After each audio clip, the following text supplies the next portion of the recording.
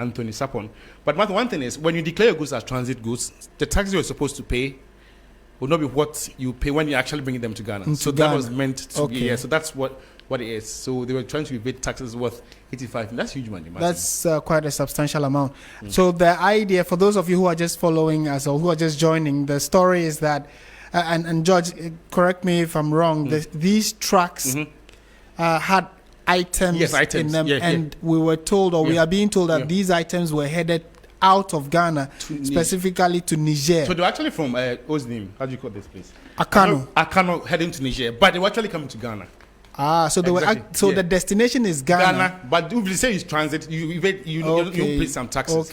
So when these people bring owners or beneficiaries of these goods, when they bring them to Ghana, they beat down the prices because they will not able to pay some tax. So it will actually affect businesses who are actually pricing real-time value. You know what I mean? So it actually impacts negatively on other businesses that are thriving. And the trackers that were on the tracks were disabled. So if you have trackers on the track, GRA officials can monitor your movement, your route and all that. So they disabled it.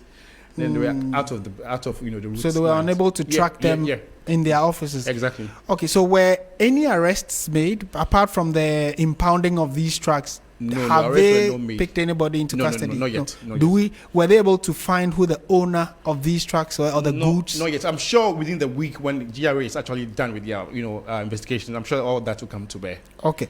And so what next now that these trucks have been impounded? Where are they located at the moment? They're actually at the Tema Port. There's this yard where they keep these transit vehicles. So what the minister has said is they will actually use the law of confiscation where they will sell them real value and then put the money in the state coffers. Right. Basically. So they are investigating. Yeah, exactly. But if they are unable to unravel the owners and then whether they really had real documentation for that, apply the law of confiscation and then sell it, and then take the money into the state coffers.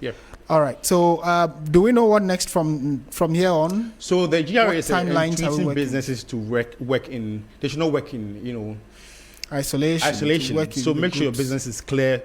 Be real, be transparent, and don't be cutting corners like these trucks have done. Okay. George Quening, thank you for giving us that update. And if you're just joining us, the news is that late last night, I should say, through up until this morning, some 18 trucks, we are told, had disabled their trackers, and they had goods that had edible cooking oil, tomato paste, and spaghetti. And of the 18 trucks, 6 of them are out of sight. They are unable to track where these 6 are, but 12 of the remaining 18 have been impounded by the state.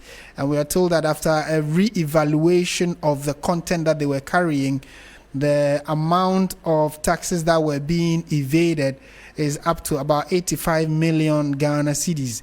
So the state has confiscated them and is likely, based on what we have just been told, investigations are ongoing.